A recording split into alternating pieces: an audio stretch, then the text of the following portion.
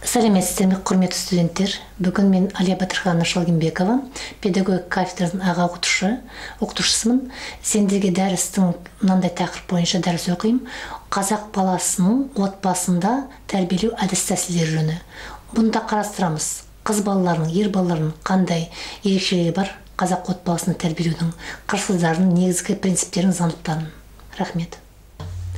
Қазақ отбасының тәлімгерлері ұл бала және ер жігіт тәрбиесі, қыз бала тәрбиесі, әдептілікке тәрбиелеу әдіс-тәсілдері. Отбасында шырақ болып жанады, мейірімдік тататын жанары. Анасының тәрбиесі мен тәлімін сәби болса іште жатып алады. Бала тәрбиесі басынан еңбекке балу жасынан деп халқымыз текке айтпаған. Бала тәрбиесі отбасынан басталады. Өйткені біздің отанымыздың дамуы отбасының дамуына да тығыз байланысты болады. Қазақ халқының отбасылық тәрбиесінің негізгі мақсаты 8 қырлы, бір сырлы азамат тәрбиелеу. Біздің азаматымыз жан-жақты болуға тиісті, гармоникалық дамыған болу керек. Өйткені ол отбасының ең негізгі тірегі, ұйытқысы болып табылады. Ата асқар тау, ана бауырдағы бұлақ, бала жағасындағы құрақ деп осындай мақалдарымыз бар. Осы атаның да, ананың да рөлін бала тәрбиесіндегі ерекшелігін көрсете алатын біздің мақал мәтелдеріміз. Ата жолын аттама деген біздің халқымыз. Әкеге жүгі таудан үлкен, әке жүгі таудан үлкен, ана жүгі теңізден терең. Отбасында ұйытқы болмаса, үй ішінде түрткі тілейді дейтін біздің халқымыз жай айтпаған.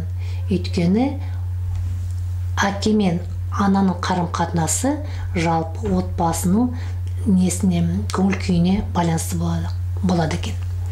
Қазақ отбасының тәлімгерлеріне кім жатады екен? Отбасының тәлімгерлері бұл өте жақын тығыз қарым-қатынаста болатын ата-анасы, әкесі, туыстары, іні-сіңлілер деген сияқты қарындастары, әжесі мен атасы. Бұлардың рөлдері өзінің ерекше бала тәрбиесінде. Әкесінің, әжесінің, атасының, шешесінің деген сияқты. Отбасы тәрбие дегеніміз не? Бірінші дәрісте біз айтып кеттік, тағы осыны қайталап келсек, туысқандық байланыста болатын бірлесіп әлеуметтік тұрмыста өмір сүретін адамдар. Жаңа тәлімгерлер осы туысқандық байланысында нағыз болатын, өмір сүретін, жақын өмір сүретін адамдар деп айтамыз. Өзіміздің жазушымыз, педагогымыз Мағжан Жұмабаев былай деп айтқан: әрбір тәрбиеші сөз жоқ ұлт тәрбиесімен таныс болуға тиісті, және әрбір ұлттың баласы өз ұлты үшін қызмет қылатын болғандықтан тәрбиенің сол ұлт тәрбиесімен тәрбие қылуға міндетті деген өзінің педагогика еңбегінде осы айтып кеткен. Педагогика еңбегі екінші бөлімі ұлттық тәрбиеге байланысты. Мен қазақпын, мен қазақтың тән осындай тәрбие алам деген ұлттық қызмет атқаратын отбасынан басталады. Отбасының сол негізгі міндеті болып саналады. Отбасылық тәрбиесінің кезеңдері құрсақ тәрбиесінен басталады, бесік тәрбиесі, қыз бала тәрбиесі, ұл бала тәрбиесі, ер жігіт тәрбиесі. Енді жеке қарастырып кетсек, мынау өзіміздің атақты белгілі жауынгерлеріміздің бірі, мақтанышымыз Бауыржан Момышұлы былай деп айтқан: бала нені білсе жастан ұядан, өле өлгенше соны таныр қиядан. Ата-анадан өсіп ұрпақ тараған, жақсы жаман болса бала солардан деп Бауыржан Момышұлы бала тәрбиесіндегі отбасының рөлін құлаққа ұғымды, ойға қонымды етіп тұжымдайды. Осының айтқан сөзі өте философиялық терең маңызы бар екеніміз сеніп отырмыз. Атасы, анасы деп осыған жақсы болса отбасынан, жаман болса отбасынан деп Бауыржан Момышұлы текке айтпаған. Қазақ халқымыздың жас ұрпағына ұлттық тәрбиесінің беретін түрлері. Мына бағыттардың негізі қарасақ 8 бағыты. Ақылды, арлы, намысқой азамат болуын қарастыру қазіргі педагогиканың ақыл тәрбиесіне тән. Еңбексүйгіштік, елге еңбек етіп тәрбиелеу, еңбек тәрбиесі, кәсіп алу тәрбиесі деп айтуға болады. Тән сұлулығын қарастыру, әсемдікке баулу, эстетикалық тәрбиенің негіздері. Адамгершілік қасиеттерге, ізгілікке, имандылыққа, қайырымдылыққа, адалдыққа тәрбиелеу өзінің адамгершілік тәрбиесінің, жаңа гуманны айтып отырмын, сол тәрбиенің негізгі бағыты болып саналады. Отансүйгіштікке, ұлжандылық, бүкіл адам баласын сүюге тәрбиелеу. Жігітке жеті өнерді аз, өнер өрге сүйеді деп қарап өнермен білімді насихаттау. Бұл да жаңа жеті қырлы бір сырлы деп айтып кеткеніміз, халқымызда тек айтпаған іскерлік адам тәрбиелеу. Табиғатты, қоршаған ортаны аялауға тәрбиелеу, дененің шынықтыруға тәрбиелеу. Осы біздің халқымызда ұлттық тәрбиені беретін көптеген осындай 8 негізгі бағыт қарастырады. Қазіргі тәрбиенің бағыттарымен ұштасып келеді деп айтамыз. Енді ұл бала тәрбиесіне нақты тоқталып кетсек, ұл бала және ер жігіт тәрбиесі неден басталады деп мынандай мақал мәтелдеріміз бар. Ел азаматымен сыйлы, ел болам десең, бесіңді түзе деп айтқан өзіміздің Мұхтар Әуезовтің осындай сөзі бар. Жігіттің екі сөйлегені өлгені, жігіт тек айтпаған, жігіт өз сөзінде тұратын адам болуға тиянақты. Атадан жақсы ұл туса, елдің қамын жейді. Атадан жаман ұл туса, елдің малын жейді деп осындай жақсы мақал-мәтелдер ер жігіттің мінез сипатын белгілейтін мағынасын ашып береді. Ер жігіттің 3 асылы мінезі болу керек деген халқымыз. Ел, туған елі дос жарынан адал болуын, адалдық қасиет. Бұл ең негізгі қасиеттің бірі болып саналды. Қара қылды қақ жарған әділетті болуын тілейді екінші қасиет мінез деп айтамыз. Қаймықпастан тұрсын айтар шыншыл болуын тапқан екен, әділ шыншыл деген сияқты адал болуын. Осы 3 мінез, асыл мінез жігітке таң мінез болуға тиіс деген қазақ халқымыз. Қыз бала тәрбиесін қарасылсақ, бұл ерекше роль атқарады. Қазақ халқымыз қыз баланы еркелетіп тәрбиелеген. Өйткені қыз бала бұл қонақ. Қыз баланы өте еркетіп, мәпелеп деген сияқты. Отбасында ана, болашақ ана болуға, бала тәрбиелеуге, қол өнерге қыз баланы тәрбиелеген. Құрбың келсе күлгейсің, әдеппен жүргейсің, салмақпен сөз сөйлейсің, жақсы болып жүргейсің.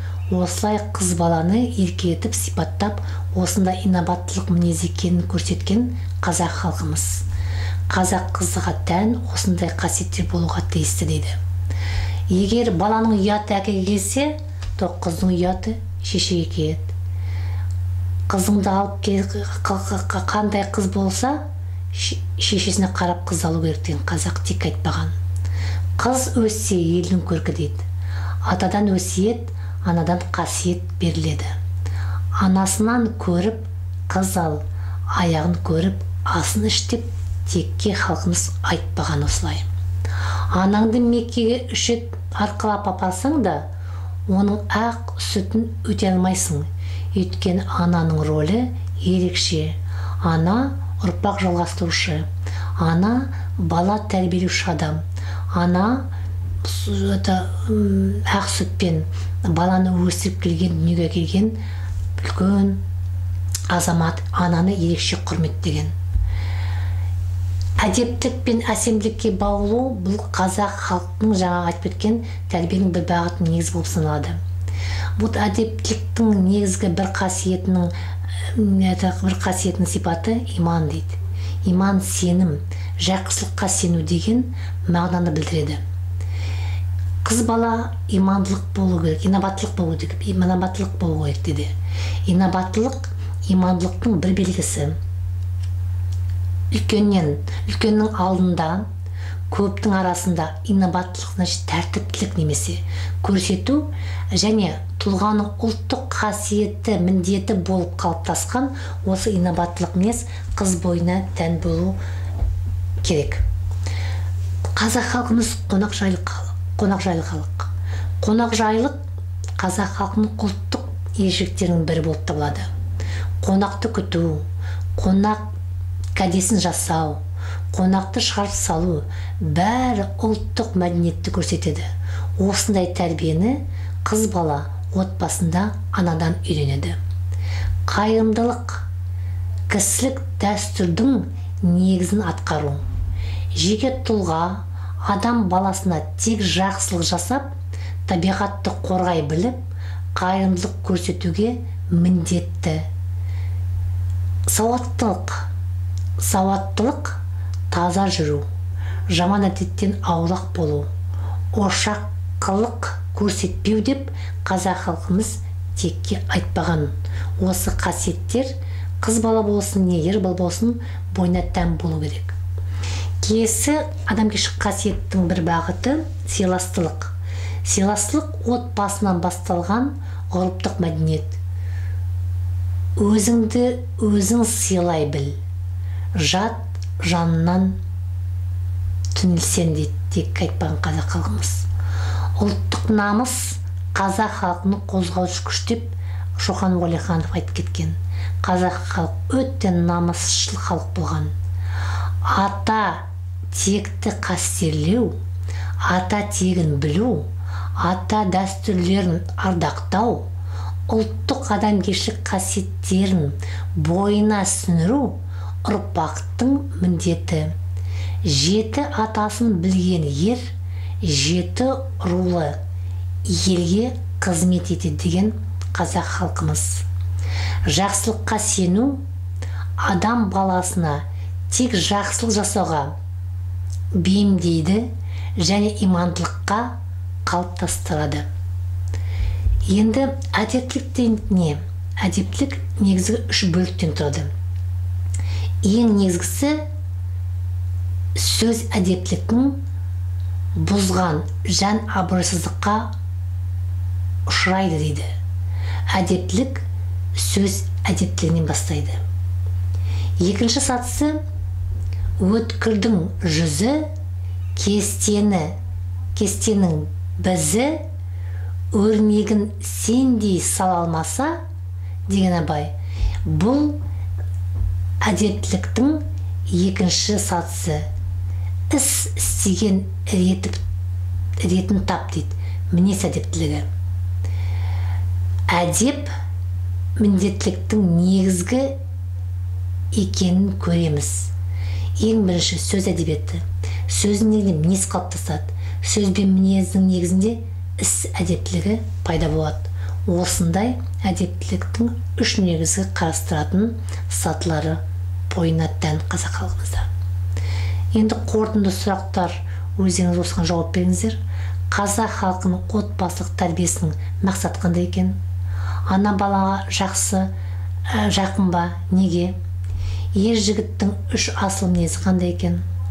Қыз тәрбиелей отырып, ұлт тәрбиеміз деген сөздің мағынасын қалай түсінесіңдер? Әдептіліктің қандай түрлерін білесіңіз? Рахмет тыңдағаныңызға.